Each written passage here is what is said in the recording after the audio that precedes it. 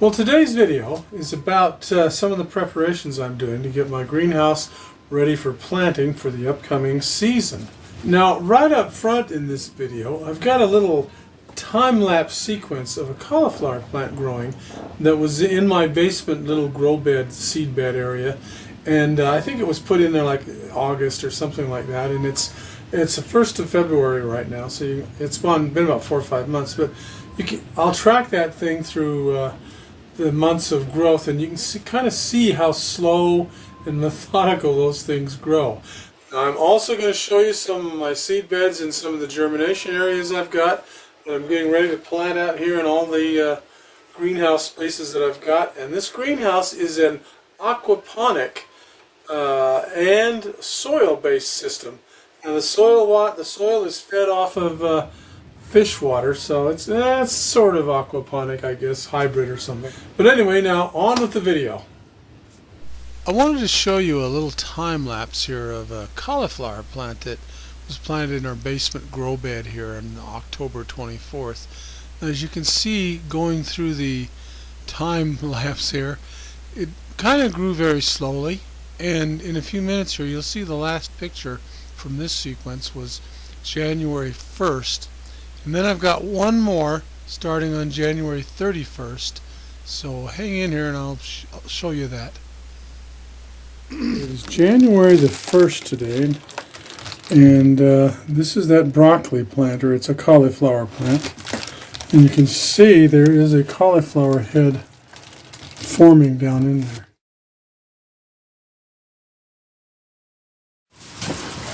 Well, I'm here in my little basement food room, grow bed. It's just a collection of a lot of things here. Now this room gets a little bit chilly in the wintertime. Right now, the thermometer on the wall says it's about 55 in here, and today is the 31st of January. But there's something I want to show you that's been growing here since October.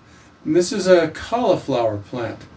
And again, it's the end of January right now, so this is how long it's taken. Let me get my camera here and I'll show you. The first time I noticed this, I think, was back in October, and it's what is it? November, December, January. For about 3 months later, 4 months later, something like that. As you can see, there is a cauliflower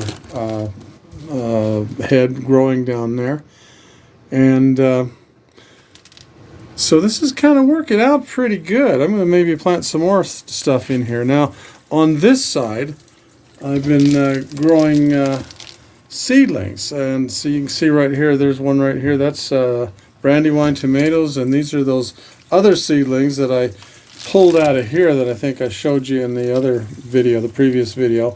These were just volunteers. Now, there was about 13 of them or 11 of them, I can't remember.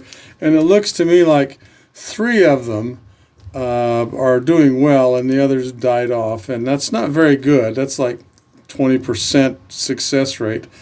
But well, they were kind of young and I had to pull the roots apart, so they got some rough treatment. Now, let's see. And up here there's some, I've got cabbage growing in here, but no seedlings have come up yet. They were just planted a few days ago. And these are the brandywine tomatoes, and there's still some of those coming up. And I just planted some green bell peppers in here. So what I'm planning on doing outside is taking all these seedlings, and there's a few more outside, and I'll show you those in a minute, and plant those in our big greenhouse to where I'll have a good crop this year. Now, okay, we're out here in my old chicken coop that hasn't been a chicken coop for probably about 10 years now. I used to have chickens out here, and it was just too much trouble to deal with those, so I decided not to deal with them anymore. And anyway, so we use this as kind of a makeshift greenhouse. But these are the grow boxes. There's one. There's another one over there that you can't see. But let me pull this up and show you what we've got here. As you can see, the temperature in this grow box is 70 degrees, and that's maintained by these 2 incandescent light bulbs. Then the grow light doesn't generate much heat, but it generates a lot of light, and the purpose of that is to keep these things from getting too leggy before we can plant them out in the main greenhouse. Now what we've got here is carrots. Now as you can see, this looks like a mess, but what I'm hoping is that when it's time to transplant these, say in a month or two, that I can pull these carrots up and there'll be just a little bit of a carrot bulb on the end, and then I can transplant all those. Now I did that same technique last year with these beets, and boy, it worked out really well. Now there's not as many beets here coming up as I thought there would be. I think I put a lot more seeds than that, but these are seeds that I saved, and they're, I don't know, 5 or 6 years old now. But anyway, you can see some of them are just barely coming up, like that guy, and I think there was another one over here somewhere that I saw that's, so there's still seeds that are still just barely coming up. But anyway, I'm going to be transplanting these and these over in the big greenhouse, and I'll kind of show you where we're at there. Now looking at the main door to my greenhouse, you can see right off to my left here is a whole set of grapevines that I had growing in there. And right below them you can see there's a tray, a wooden tray that I built that runs along the length of the whole greenhouse. Now that was a floating raft kind of a setup that I had built, and I've decided, you know, I want to take that out. Now here on the other side of that grapevine, you can see it's gone dormant. It's a couple months later now, and all the leaves have fallen off. And I want to get this grapevine out of here, so I'm working on cutting it up and taking it out, and also taking out that fence that was acting as the trellis. Now on this side here, you can also see that I've removed the wooden part that was the tray that was in there, but you can see some of the supports are still there. And in the background there you can see those trays all lined up. As you can see, I'm putting my new grow beds up. These are very advantageous, I think. They're you know, they keep you from having to bend down and, you know, get on your hands and knees and pull weeds out of the ground. These weeds here, they're all at waist level, so that makes it much easier. And it's easier to control what the dirt, you know, what kind of soil you have, and monitor soil pH and things like that. Now these are the ones I used last year and the year before, and as you can see, even though it is January, there's still some things growing in here. I've got some Brussels sprouts, and I'm hoping that these will mature, but I don't know, overwintering, we'll have to see, but they might. But here's some strawberries. And over here are some beets, and you see they've turned purple because it's so cold in here, but they're still growing. And I look at these like it's a